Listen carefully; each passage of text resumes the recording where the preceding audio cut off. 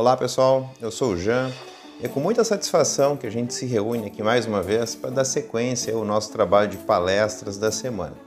Eu faço parte do grupo de palestrantes da Casa Espírita de Luz, juntamente lá com o Fabiano, com a Thaís e com a Tânia.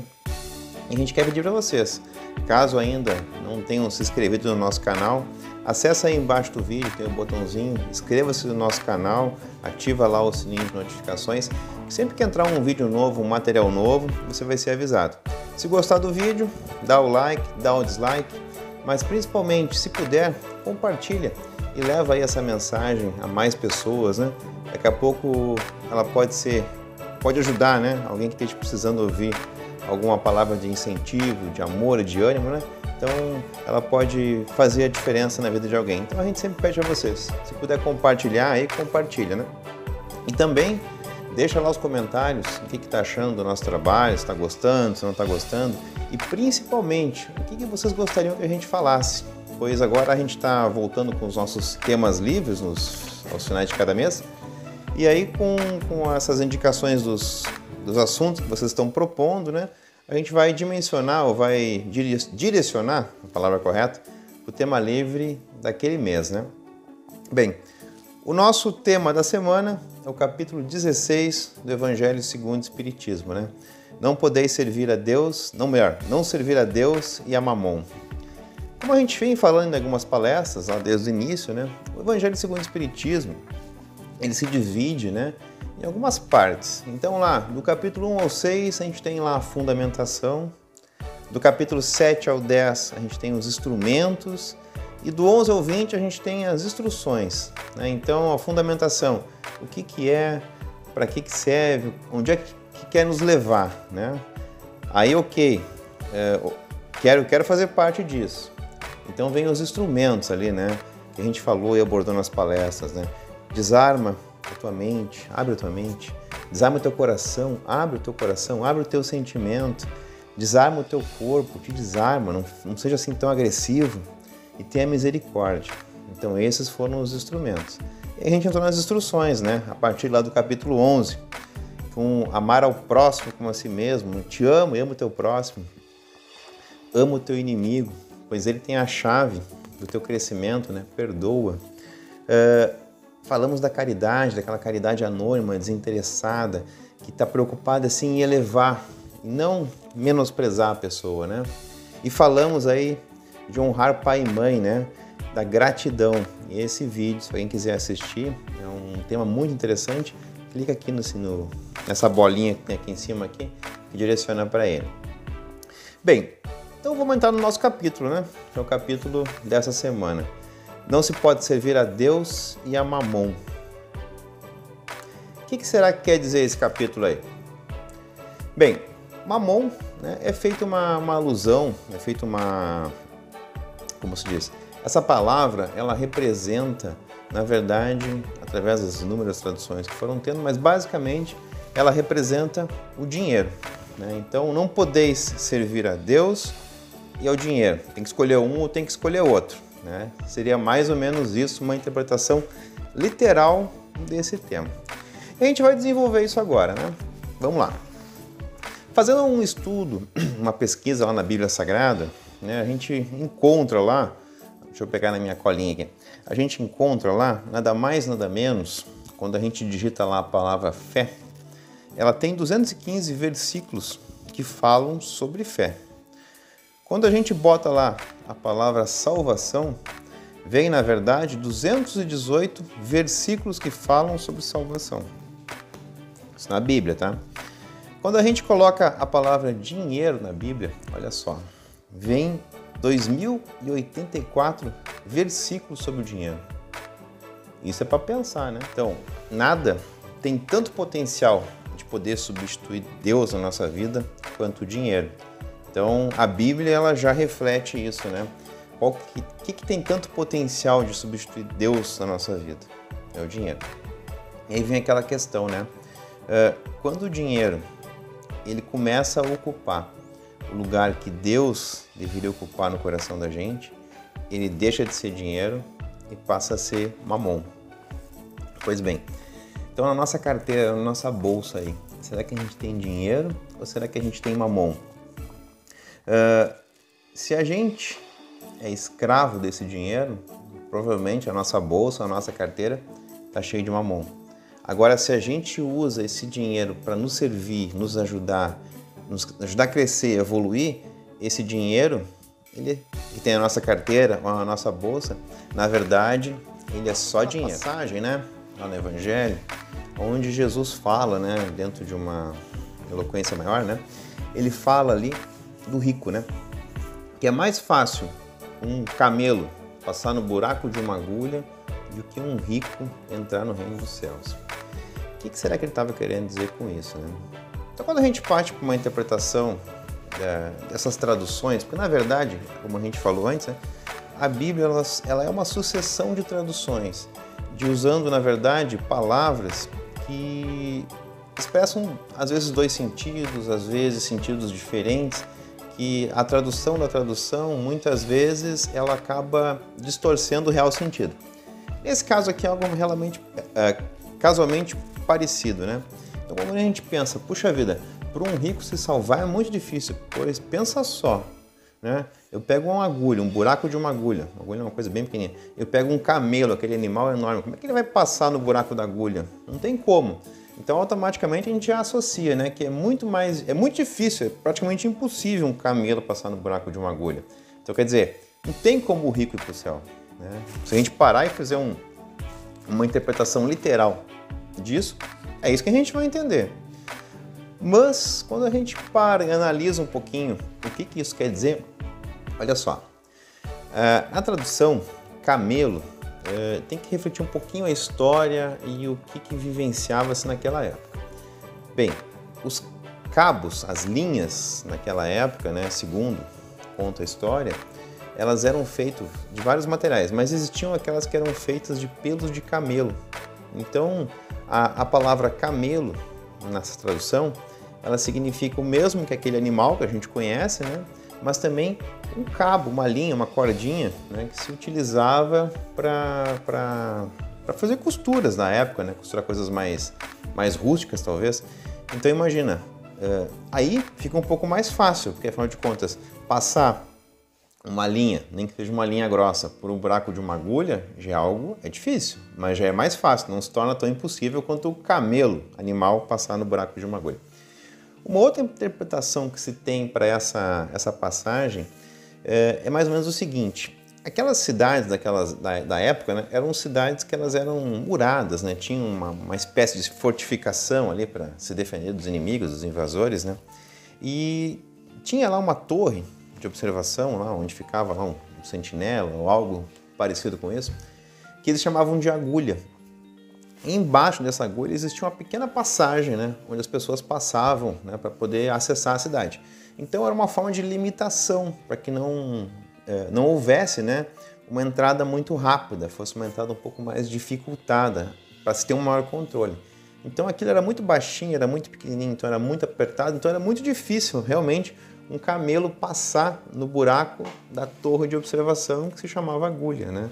Então aí vem uma outra interpretação, né, que era muito difícil, digamos, a passagem do camelo pelo buraco da agulha, né? Essa é uma das interpretações. Então, analisando isso, o que será que ele estava querendo nos dizer, né, com essa passagem? O que ele nos faz pensar com isso? Que realmente, né, um rico entrar no reino dos céus é difícil, sendo que como ele conduz a sua vida, como ele conduz a materialidade na sua vida.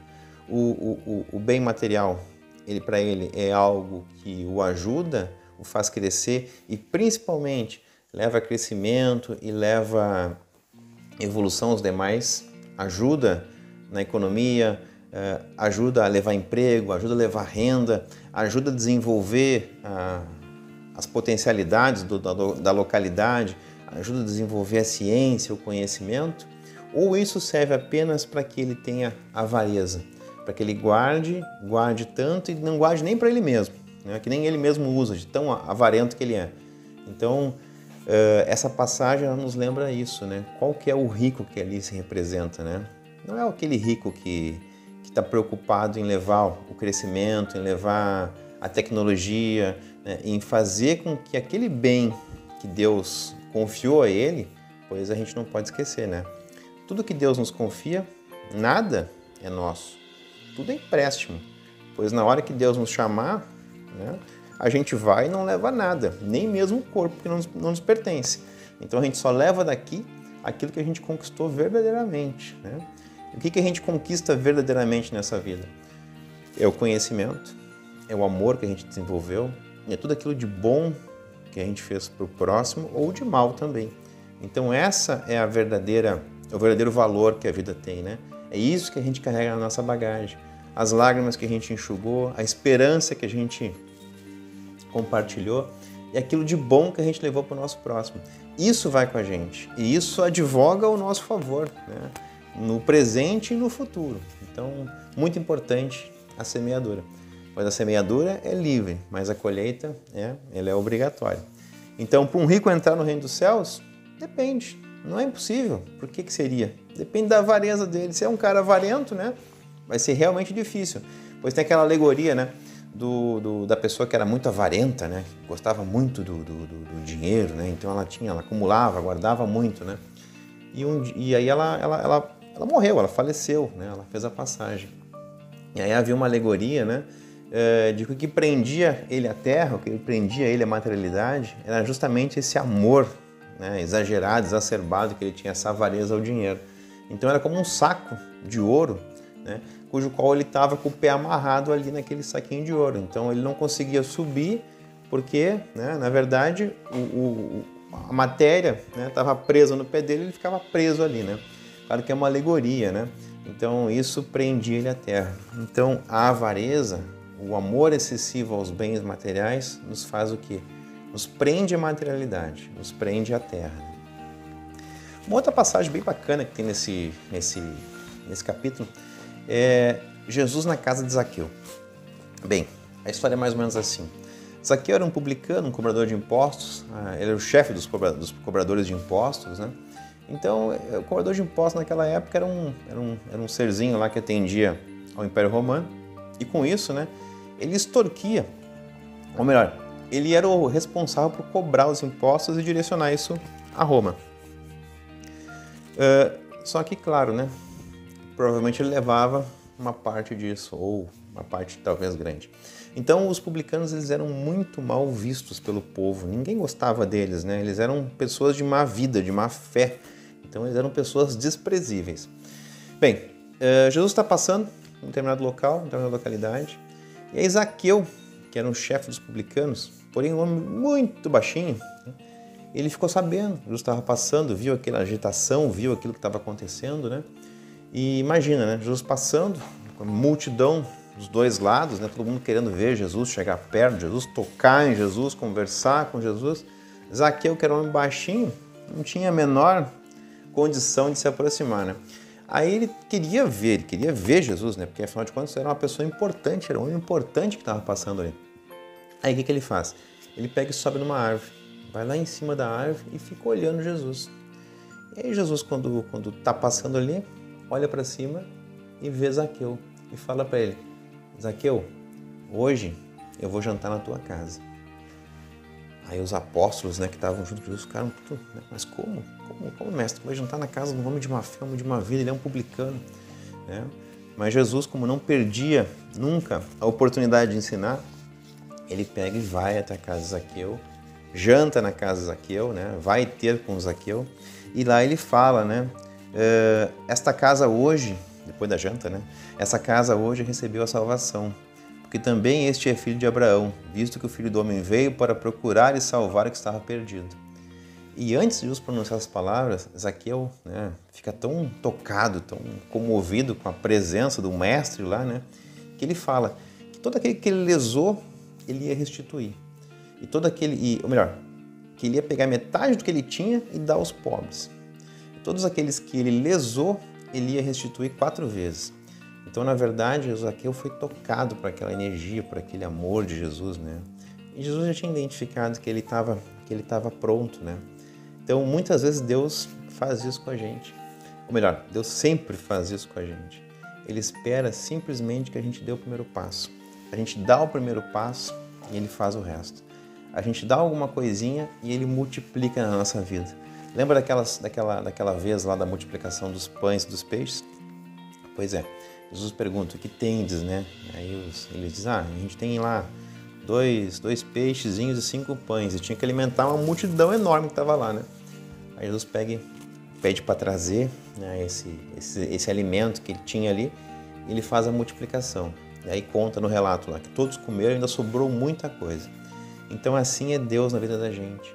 Ele espera apenas que a gente dê o primeiro passo, que a gente faça alguma coisa, que a gente saia do nosso ponto de inércia e dê um pequeno passinho em direção a Ele, que Ele faz o resto, que Ele multiplica, que Ele aumenta e que Ele faz a mudança na nossa vida, né? Lembra daquela passagem, né? Buscai primeiro o reino dos céus e todas as demais coisas vos serão acrescentadas. Tem também nesse capítulo uma parábola bem bacana, que é a parábola dos talentos. Eu não vou ler, eu vou contar ela aqui com minhas palavras, né? Mas ela é mais ou menos assim. E tinha um senhor que ia fazer uma grande viagem. Então ele pega lá os tesouros, lá as riquezas dele e distribui entre aqueles servos que ele tinha, né? Que eram servos de confiança dele, né? Então ele identifica lá a capacidade de cada um e ele pega e dá lá 5 talentos. Talento, vamos entender por dinheiro, né? Ele dá um valor lá para um, valor de 5 talentos para um. O outro, ele dá 2 talentos. E o outro lá, ele dá 1 talento. E ele sai para viajar. Ele passa assim um bom período fora, né? E quando ele retorna, então ele chama os servos a prestar conta do que ele tinha depositado de talento para eles, né? De recurso, de dinheiro para eles, né? Aí o que acontece? Chega lá o primeiro, né? E o primeiro chega e diz assim, senhor, ó, o senhor me deu 5 talentos. Eu peguei, negociei, fiz mais 5. Então aqui, ó, te restituo o que é teu. Aí então ele elogia aquele servo, ele fica muito feliz com aquele servo, né? E aí ele diz, né, que tu fosse fiel no pouco, então vai ser servo bom e fiel, né? Te compraz com a felicidade do teu mestre, do teu senhor. Chama o segundo lá e o segundo faz a mesma coisa. Ó, mestre, tá aqui. Tu me deu 2, eu trabalhei com eles, te entrego mais 2. Então foi lá e devolveu 4, né? Igualmente, né? Recebe aí a gratidão do teu senhor, né? Bom, aí quando ele chama o terceiro servo, esse terceiro servo já chega lá todo, né? Cheio de dedo. Aí ele pega e justifica. Senhor, eu sei que o senhor é um homem, né, rígido, eu sei que o senhor é um homem ríspido. Então, como eu estava com medo, né, de acontecer alguma coisa, eu peguei esse 1 talento que o senhor me deu e enterrei. E agora está aqui, ó. Eu desenterrei, te devolvo o que é teu, toma aí. Aí então o que o senhor fala? Servo mau e preguiçoso, né? Por que não negociaste com os banqueiros esse talento que eu te cedi, para que quando eu retornasse, pelo menos tu pudesse me entregar os juros, né? Então o Senhor lá faz uma, como é que se diz? Faz uma briga com ele, né? Dá uma carraspana nele. Pô, como é que eu te confio uma coisa e por que tu não multiplica isso, não leva adiante, não trabalha? Tu foi lá e enterrou, né? Então é pra gente pensar. Se a gente fizer uma análise, o que essa parábola quer nos dizer? O que são esses talentos que esse Senhor é Deus, né? Que Deus confia pra gente, né? O que são esses talentos? Será que a gente está levando isso adiante, fazendo isso render mais? Ou será que por medo a gente está enterrando esses talentos? Deus conhece a nossa capacidade a fundo. Então Ele sabe daquilo que a gente é capaz, das nossas limitações, aquilo que a gente é capaz de fazer. E Ele dá exatamente para cada um de nós aquilo que a gente é capaz, que a gente tem condição de conduzir. Então Deus não dá nada maior para a gente do que a gente pode suportar e levar adiante. Isso são os talentos. A gente pode interpretar os talentos como as nossas virtudes, né? O que a gente recebeu nessa vida, né, de Deus, né, para levar adiante. Então, por exemplo, a riqueza é um talento, né? A facilidade de negociar, de ganhar dinheiro, né? de fazer com que o dinheiro seja algo bom para a pessoa, que sirva para o desenvolvimento dela e que sirva para o desenvolvimento dos que os rodeiam, né? De forma a que ele possa dar emprego, de forma que ele possa fazer a modernização da sociedade, que ele possa levar o conhecimento adiante, pois o dinheiro serve para isso, né? As grandes pesquisas elas foram todas impulsionadas, as grandes descobertas, né, pelo dinheiro. Se não tivesse dinheiro, não tinha como fazer a pesquisa, né? As pessoas se esforçam justamente para quê? Para ter o retorno. Então, a gente vê em sociedades, né, onde existe aquela igualdade, onde se fez até alguns estudos sobre isso, né, onde se pegasse, por exemplo, todo o dinheiro do mundo que existisse no mundo, né, e eu não sei que valor que dá isso, mas se pegasse todo esse dinheiro e se dividisse igualmente para cada um, vamos imaginar que se pegássemos todo o dinheiro do mundo e dividíssemos lá pelos 8 bilhões, 7 bilhões, desse lá então 10 mil reais para cada um, né? O que ia acontecer já no dia seguinte? Provavelmente alguém já ia ficar com 20. Alguém que tinha 10 já ia, daqui a pouco, estar com 5. Daqui a pouco ia ficar com nada. Porque existe, né, essa questão. O dinheiro vai para a mão de quem cuida bem dele. Isso é uma regra, né? Então, a pessoa que sabe negociar, que sabe trabalhar, que sabe zelar, que sabe guardar, que sabe fazer com que ele frutifique, que usa o dinheiro como uma ferramenta, aí vem a questão, não sendo avarento, que foi o que a gente falou, que usa para seu benefício e benefício de todos os outros, o dinheiro, na verdade, ele é uma bênção, ele é um talento. Então, esse estudo já foi feito, né? Isso já foi testado e foi comprovado isso, que não a nível mundial, mas a nível de pequenos núcleos, né? Já foi provado e comprovado que é o que acontece. Então, sempre que se tentou dividir em partes iguais para que houvesse igualdade, em muito pouco tempo essa desigualdade ela aflorava, né? Um ia ficar com bastante, o outro ia ficar com um pouquinho. Isso é uma coisa que acontece sempre, né? Então, não era possível ter essa igualdade. Então, o talento, na verdade, o dinheiro é um talento. A inteligência é um talento. A vida, o tempo é um talento. A saúde é um talento. Os talentos que nós temos, os talentos nossos próprios, eu sei jogar futebol, eu sou bom, eu sou um atleta, eu pratico um esporte, é um talento. Eu tenho talento na dança, eu tenho talento na fala, eu tenho talento em ouvir as pessoas, eu tenho talento em espalhar amor, eu tenho talento em cuidar de criança, em cuidar de idosos, eu tenho talento em, sei lá, todos nós temos muitos e muitos e muitos talentos. E esses talentos que Deus deposita com a gente, eles servem para quê? Para que a gente frutifique, para que a gente duplique, para que a gente não enterre esses talentos, que a gente leve isso adiante, que a gente melhore a condição nossa e de quem está ao nosso redor.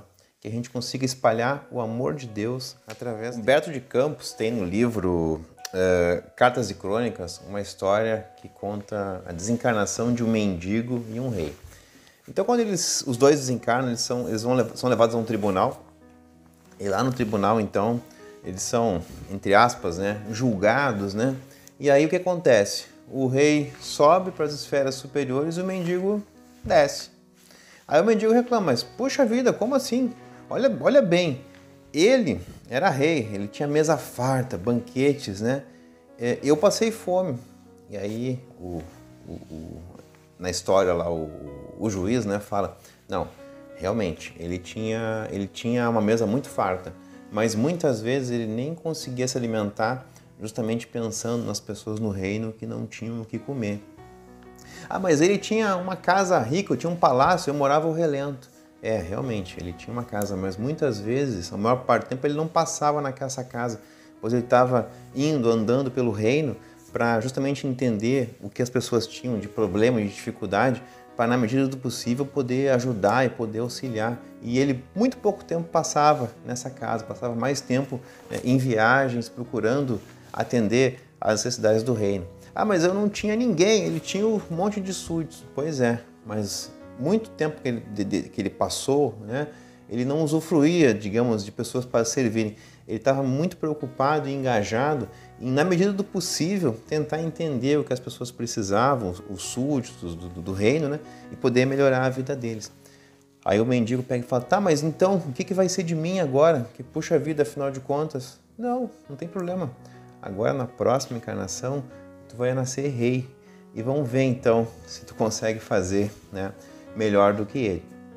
Então tá aí a justiça divina, né? Então, às vezes, a gente para e tenta pensar assim, puxa vida, o dinheiro é uma recompensa, é um prêmio. E, na verdade, não. O dinheiro, ela é uma prova muito difícil. Então, que muitos padecem sobre essa prova, muitos não conseguem ter uma encarnação proveitosa, pois é muito fácil se corromper, né, tendo os recursos. Então, uma outra pergunta, um outro questionamento que a gente tem que se fazer, né? Nós falamos há pouco, né? Que tudo que nós temos nos é dado, não pertence a nós, pertence a Deus. Deus nos dá esses talentos, Deus nos empresta esses bens ou essas nossas conquistas para que a gente faça bom uso aqui na Terra. Bom uso seria o quê? Levar nosso benefício, o benefício do nosso próximo e levar, né, o crescimento, o conhecimento, procurar usar isso como uma ferramenta para o crescimento da sociedade como um todo e para o nosso adiantamento moral, pois afinal de contas, né, essas ferramentas elas são dadas para quê? Para que a gente possa, né, através do nosso trabalho, corrigir um pouquinho daquelas coisas lá para trás e crescer moralmente, né? Então aí vem aquela questão da nossa profissão. Puxa vida, o que eu sou? Ah, eu sou um médico, sou engenheiro, sou um policial, sou um bombeiro, sou uma pessoa que faz limpeza. O que eu sou? O que eu faço da minha vida? Esse talento que eu tenho, eu estou usando direito? Se eu sou um médico, será que eu estou só preocupado lá em receber o meu honorário, o meu dinheiro, ou estou preocupado em atender o melhor possível aquele paciente e procurar atender o máximo de pessoas bem e tentar descobrir o que eles têm para poder curá-los? Se eu sou um policial, será que eu estou desempenhando bem meu papel? Será que eu estou usando bem esse talento que Deus me deu? Se eu faço limpeza, se eu faço faxina, será que eu estou fazendo uma boa faxina? Ou estou mais reclamando da vida? Será que aquilo que eu estou fazendo com amor? Pois é um talento, Deus deu esse talento e a gente tem que usar, né? E outra pergunta, e se Deus nos chamar hoje para voltar para casa? Será que a gente está preparado para isso? Será que a gente está preparado para fazer aquela prestação de contas, né? Ele pode nos chamar hoje, como pode nos chamar daqui 40 anos. O que será que a gente fez desses talentos que Ele nos deu? Será que a gente multiplicou ou será que a gente enterrou? Então, essa era a mensagem que esse capítulo vem nos passar, de que o dinheiro, ele pode ser bom ou pode ser muito ruim, depende da interpretação que a gente faz. Ele pode ser uma ferramenta de crescimento nossa da sociedade, como ele pode ser algo que venha nos prejudicar muito. Então, depende muito de como a gente vai usar ele. Ele vai ser somente dinheiro ou ele vai ser mamon? É a gente que vai escolher. E a gente tem que estar sempre pronto, né? Quando o Senhor nos chamar à prestação de contas, a gente poder restituir os talentos que Ele nos emprestou. E que quando a gente seja chamado às contas, a gente consiga ir lá e levar para Ele multiplicação. E que a gente não fique, né, paralisado pelo medo e enterrando essas virtudes e essas coisas boas que a gente tem, que elas podem, né, se bem usadas, multiplicar em muito e ajudar em muito em espalhar o amor de Deus aí pelo mundo, né?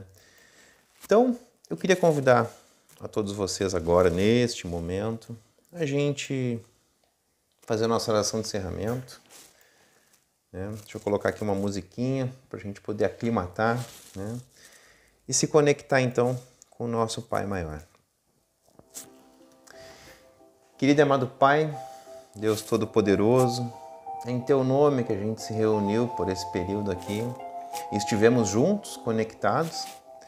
E a gente quer te pedir nesse momento, Pai, de uma forma muito especial. Tu já está na nossa casa, Tu já está conosco, pois durante todo esse tempo que a gente esteve conversando sobre Ti, a gente se conectou a essas energias do alto, se conectou a toda a vibração de amor que vem de Ti, vem da espiritualidade. Mas a gente quer te pedir de uma forma bem direcionada agora, Pai, que toda e qualquer vibração de angústia, de dor, de ressentimento, de desespero, tudo qualquer angústia que possa estar na nossa alma nesse momento, aflição, medo, que nesse momento, Pai, Tu recolha, conduza ao espaço e lá seja queimada, Pai, de forma a não prejudicar mais nada e nem a ninguém. Nós queremos te pedir também, Pai, que toda e qualquer negatividade que estiver em nossas casas, locais de trabalho, casas de amigos, parentes e familiares, que nesse momento, Pai, sem nenhuma exceção, todas elas sejam recolhidas, sejam elevadas ao espaço e lá sejam queimadas, de forma a não prejudicar a mais nada e nem a ninguém. E queremos te pedir, Pai, nessa hora sagrada, derrama sobre nós as tuas bênçãos de paz, de amor, de luz, de força, de entendimento, de equilíbrio e de esperança. Acalma nosso peito, acalma nossa alma, nos traz saúde, nos traz fé, nos traz esperança, alegria, mas principalmente, Pai, nos ajuda a perceber quanta coisa Tu deste na nossa vida, quantas virtudes foram entregues a nós. E com isso, não há outra forma de retribuir a Ti, Pai, senão através da gratidão que a gente sente por isso. Então, querido e amado Pai, a gente quer Te agradecer por esse momento tão especial que nós estivemos conectados a Ti. Alguns de manhã, alguns de tarde, alguns de noite, conforme o horário que foi assistido esse vídeo. Então, em Teu nome, Pai, em nome de toda a espiritualidade que nos auxilia, nos assiste, nos assessora, ou melhor, que a gente assessora, né, que nos protege, que nos ampara, a gente pede, então, permissão para, em Teu nome, dar por encerrado o nosso trabalho, então, de palestra de hoje. Então, nós agradecemos a todos que assistiram o vídeo até aqui e desejamos, então, uma boa semana, muito iluminada, de muita paz e muita luz. Fiquem todos com Deus.